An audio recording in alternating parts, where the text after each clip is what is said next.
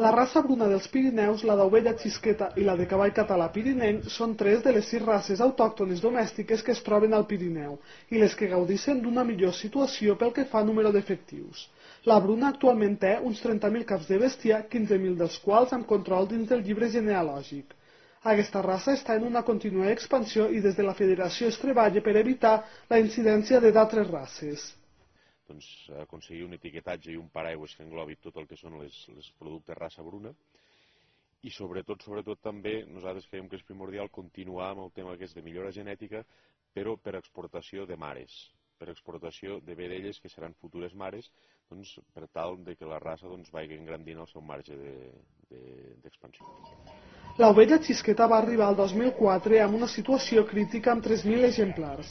Els ramaders van reaccionar i actualment el cens és de 7.000 animals. Per consolidar la raça, un grup de criadors treballa en la comercialització de la carn sota el paraigua xisqueta.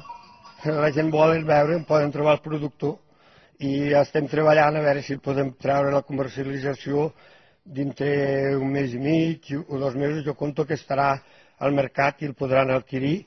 L'Associació de Criadors de Cavall Català Pirinenc es va crear el 2007 i compta amb un cens aproximat de 1.400 animals adults i més de 600 pollins dins del llibre genealògic.